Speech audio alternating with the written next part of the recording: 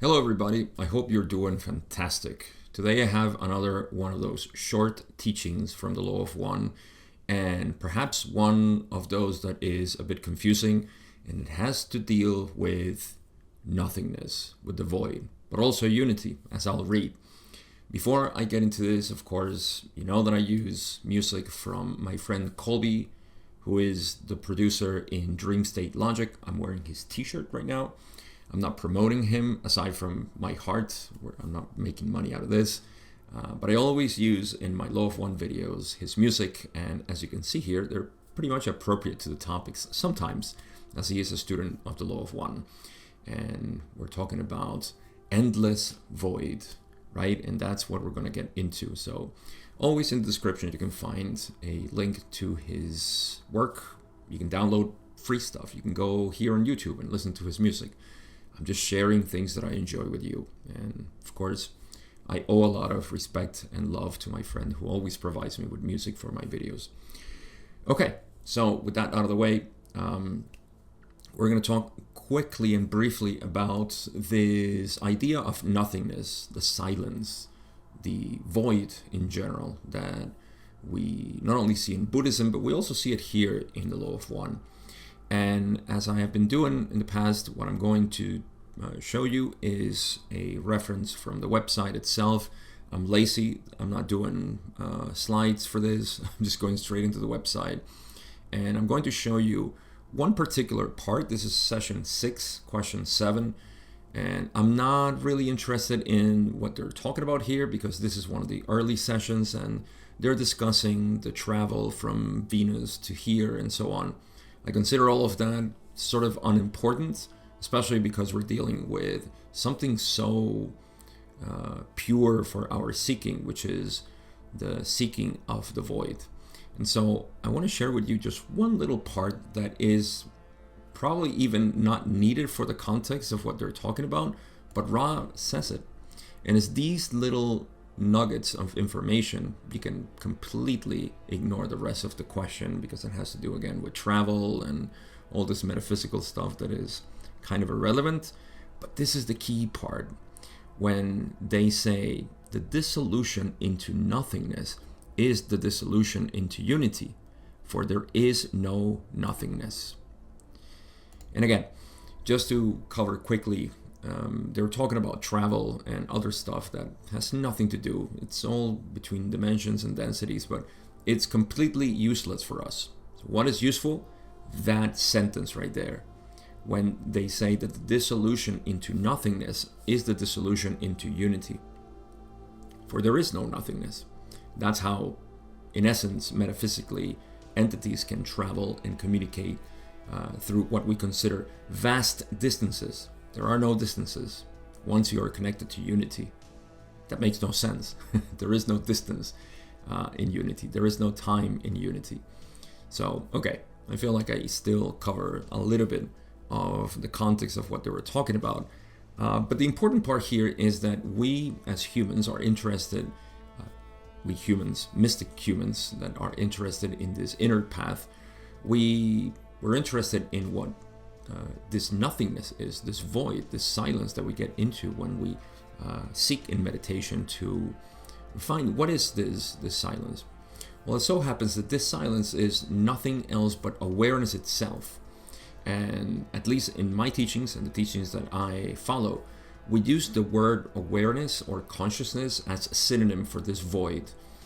And I love, of course, that Ra, this is question 7 of session 6, and I'm going to jump over 70 sessions in the future where they also allude to this, and they do it in other parts of the Law of One, but here they're doing a direct recognition that there is no nothingness. What there is unity. So when you actually seek and abide in that silence, in that void, in that nothingness, you're actually abiding in unity. We tend to ignore this because our minds, which is what's really driving our desires to have experiences, can only look in phenomenal experience, in objective experience, in movement, in activity, and so we miss the point. So as the mystical seeking is, we are concerned with looking for this void. Does that mean nothingness, that there is nothing? No. Nothingness, or the void, is very much alive because it's life itself. The modulation of this alive space or silence is what we call the universe, the world, the cosmos, this fantastic celebration of life, you see? So again, this is a very important point because in our practice, in our daily practice, we are seeking to abide in this silence. So I'm going to bring it to awareness in a bit. For now, let's just see that this void, this silence, is actually life itself. It's the source of everything, and that source is you, of course. I'll also talk about this in the end. There's also another point that I want to make. The reason why we see it as nothingness is because we're looking through the mind. The mind can only recognize form. The mind can only recognize that which is phenomenal, that which is objective, that has form. And so when it looks at its source, it sees nothing, because there is no objective reality in ourselves. We are what makes objective reality, so we cannot be an object of our own study, you see? So that's the reason why we call it nothingness, because we look at it from the mind. But when you explore it from your true self, from your true identity, from awareness itself, you can feel the power of this nothingness, which means that there is something, but it just doesn't have form that is recognizable by the mind. Now, again, let's jump some 76 sessions in the future, and I want to talk about two questions that I have here. And we don't need to also get into the question itself, so you can ignore most of what you see in the screen. I'm only concerned with the last part where Ra, I should put it right here in the middle, where Ra is saying that there is two confusions, and they clarify something about simultaneity, and then they say the second confusion in Don's statement, because he's actually talking about how, let's say, the octave generates, or how the creation is generated. And he uses the word void of space. He calls it a void of space. That's where it generates. But Ra corrects them and says the second confusion lies in the term void. We would substitute the noun plenum. This is a much beautiful word, because plenum means that it's filled. It actually means space that is filled, and that's different, you see, because we're looking at the same thing. And so substituting void with plenum tells us that it is full of life. What else? So that's a beautiful substitution that Ra gives here. And just to put it into more perspective, in the same session, just a couple of questions later, Ra's going to say the following, and I'm going to read this a little bit more because actually this makes sense when we look at it from the perspective of how things are generated. And they're talking about the original thought. So Ra says here, the original thought is the harvest of all previous, if you would use this term, experience of the creator by the creator. As it decides to know itself, the creator, it generates itself into that plenum, full of the glory and the power of the one infinite creator, which is manifested to your perceptions as space or outer space. And we can stop reading there. That's all that I wanted to share. What is Ra saying here? And again, I know that Ra speaks in a very complex language, so you can go back and read it again. But what Ra is describing here is how the one original thought is what created everything, or let's say where the creation began. And this is full of an intelligence and a desire that it is unknown to us directly. We just know that it lies in unity. So that original thought is what creates the universe. The universe is a creation of awareness, and that actually goes into this plenum, you see. As it decides to know itself, it can only know itself through creation. And so it manifests itself, it objectifies itself. It generates itself into that plenum.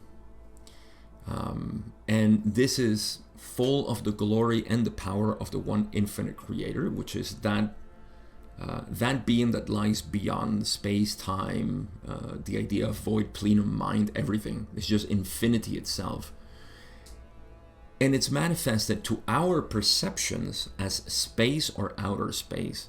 You see, this space or outer space, which is another synonym for the same plenum, void, nothingness, which is unity. This space is actually the aliveness of that. That which moves within space is the form, what we would call form, matter, energy. It's the same thing. And it's a manifestation of space.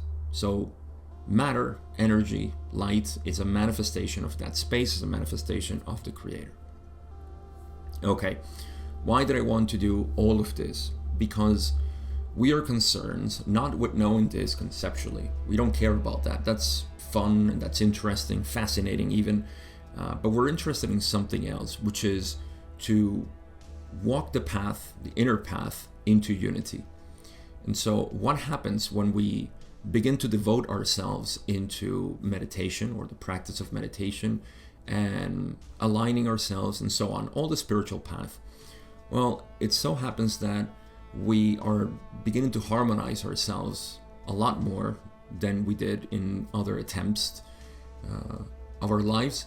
And we also start to generate a space of harmony around us. How do we do that? Like I said, meditation, self-recognition is what I would call it, to recognize what you truly are. And the part that really captures me, that captivates me, is that when we investigate the nature of ourselves, who we truly are, we have to naturally see that we're not the mind, that we're not the body. And we're left with this space. What we call I is sometimes synonymous with space, with void, with a medium in which all my experience appears. That's what we call awareness. That's what consciousness is. Consciousness is not a phenomenal thing. It's not an activity. Consciousness is that medium in which everything appears. And it's not as if you have consciousness, because you and consciousness are not separate. In fact, you and consciousness are words for the same thing, for the same being. That being is you.